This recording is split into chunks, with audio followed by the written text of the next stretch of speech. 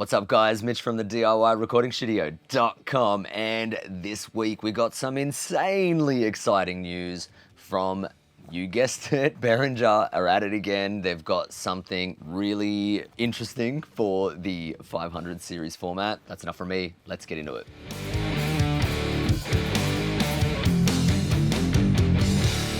So crazily, Behringer once again have done a Neve kind of thing. They're obviously really honing in on that part of the market. Neve preamps, EQs are one of the most ubiquitous preamps. Everyone knows what they are. They're famous for a reason. They sound awesome. Neve preamps and EQs and stuff and compressors just sound great. They have a sound that people want. So it should be no surprise that Behringer have stepped into this part of the 500 series format as well. And what I want to do today is, instead of looking at lots and lots of different product releases, I really want to focus on this Behringer thing, because whilst it might seem awesome at first glance because they're offering a cheap Neve style preamp, there are some little things that are, you know, let's say morally tricky, because of the way they develop their products, and we'll get to that in a little bit. But first up, let's look at their marketing material that they've just dropped on YouTube. The Midas Transformers are offering a really nice balanced tone that we can really play with and push if we needed to.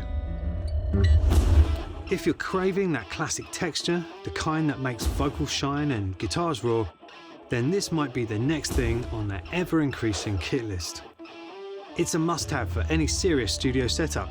It brings the iconic... So we can see right here, they've got, you know, the typical Marconi knobs, the standard kind of mic line gain staging format. I actually do not like these off switches. They're annoying, but whatever, they're part of the circuit design that they've decided to copy. What should be noted here is the button layout, this mic input, and the trim knob also activating the 48 volt phantom power. Now, they've basically stolen that directly from Neve. The modern AMS Neve preamps have exactly that style of layout. They're doing the Behringer thing where they clone things to a T.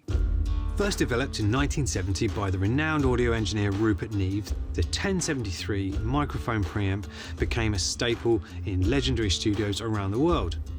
With its powerful gain, smooth sound and subtle harmonic richness, it brought artists' performances to life in ways that engineers had never heard before. It's not a secret that the 1073 is behind some of the greatest recordings in history. From the raw, gritty vibes of the British invasion to the soulful power of Motown and beyond, its iconic sound shaped the music of legends and chart-topping acts. Just to clarify there, the Motown preamp was actually the 610, and it was developed by Bill Putnam, who owned, his son owns Universal Audio. The Motown original preamps were not Neves, so just to clarify that. With the help of engineer John Price, who worked with Rupert Neve for a decade, Behringer now brings that classic sound to a new generation of musicians and engineers. So that's really cool. The engineer they're talking about there, I'm pretty sure actually helped them develop the 369 compressor. And if you've been watching my channel, I actually really like that compressor. It's excellent. People can have their criticisms about Behringer. If they've got a good piece of gear, I'm gonna say it's a good piece of gear. I'm not gonna be anti a product just because whatever. The Behringer 369 is great. If it's the same engineer involved, maybe that means this is gonna be a pretty legit kind of clone. Whether you're a seasoned producer or just starting out, this preamp is going to give you that vibrant, analog richness that became a legend. The large stepped gain control knob allows for precise operation and accurate recall, and gives the unit a sturdy, tactile, professional feel. And like the original, there are these slightly surprising off positions. It's a bit of a quirk to put that in there, those off positions. I hate those on any model of the Neve. They're annoying. You don't need them. They're a pointless part of the switch.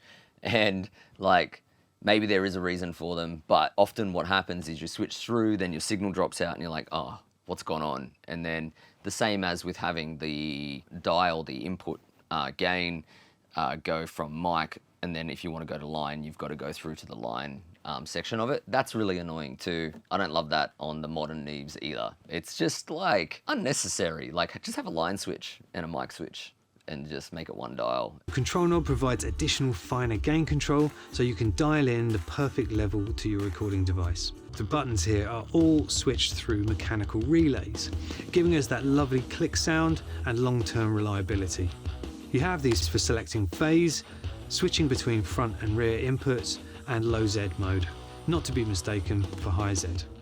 As on the original, this low Z option is for when low microphone input impedance is needed, like some ribbons and dynamic mics. An LED indicator shows phantom power status with a protective illuminated switching mechanism. You switch the phantom power on and off by pressing the trim knob. As you may know, a 500 series module has its input and output on the back of the housing.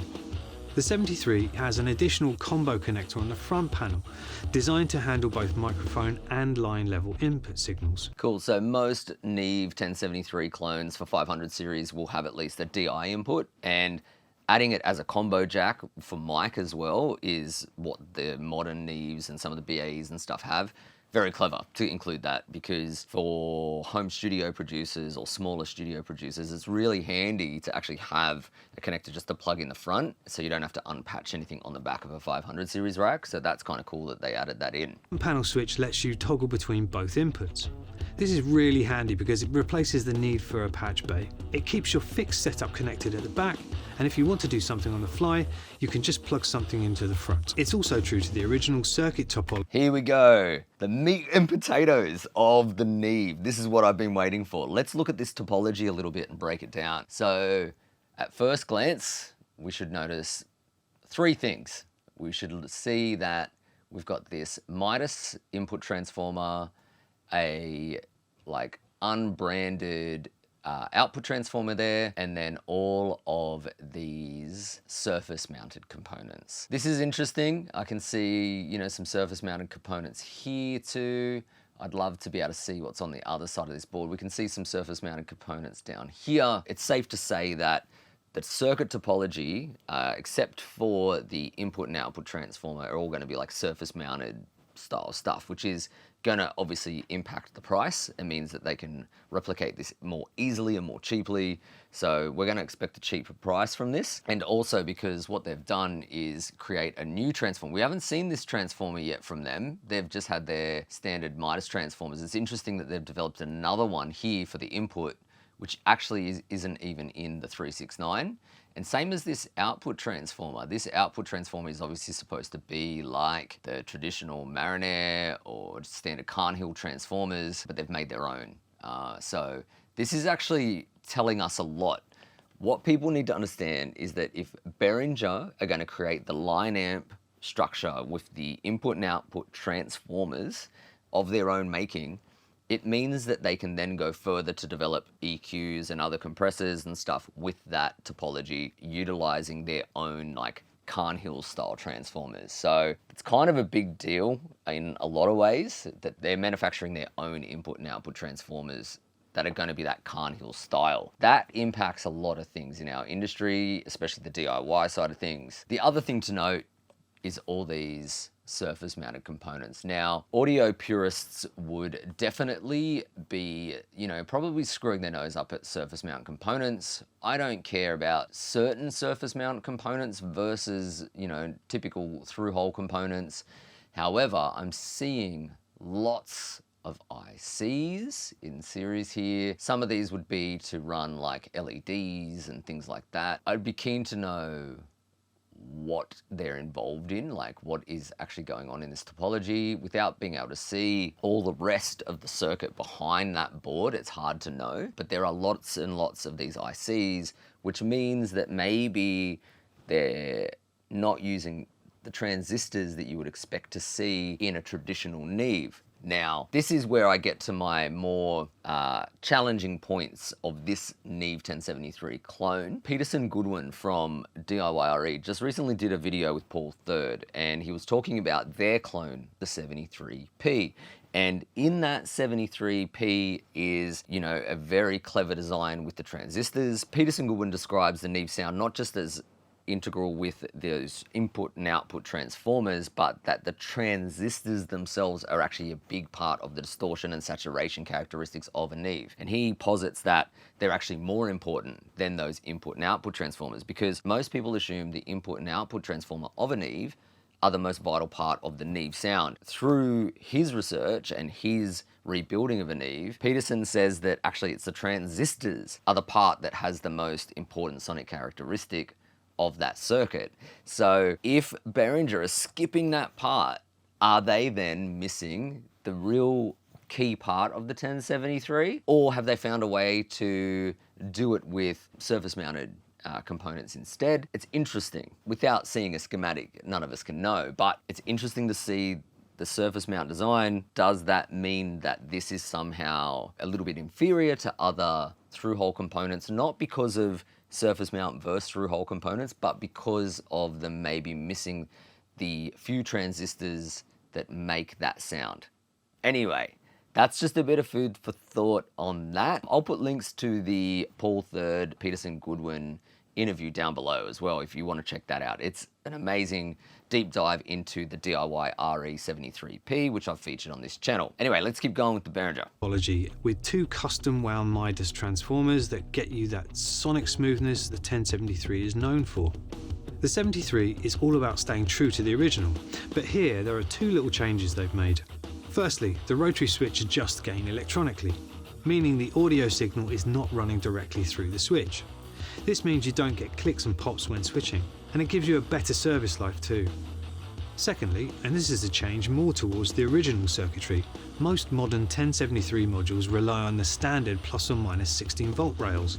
Behringer have taken a different path by boosting a single rail to 30 volts. Oh, shit. Okay, so I just mentioned Peterson Goodwin, and what he cleverly did on his 500 series version of the 1073 was increase the voltage of the rails on the output of the 73P that they designed to make it more in line with what the original Neve achieves. Now, what these guys have done is, I'm pretty sure Peterson said theirs is up to 24. These guys are saying 30. That might be a discrepancy on what the actual original Neve is. I'm not so sure. Maybe it is 30 on the DIY RE. If anyone knows, comment down below. But either way, they've gone for that design, which I've only seen Peterson talk about, where the other Neve 1073 500 series clones are all set to a 16 volt rail plus minus thing that they do. This is getting way into the weeds of how 500 series gear works. 500 series works on a different power rail to 19-inch rack gear. They're 24 volts. So what Peterson did was make it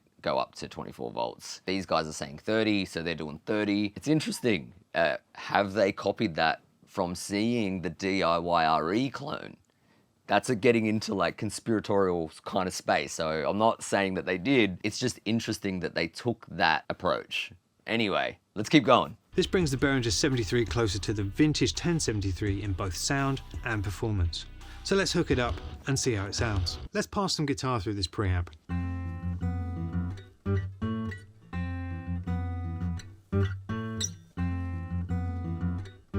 So what we can do is dial in on this stepped gain control, designed increment levels of 5 dB, and offset that with the trim control here.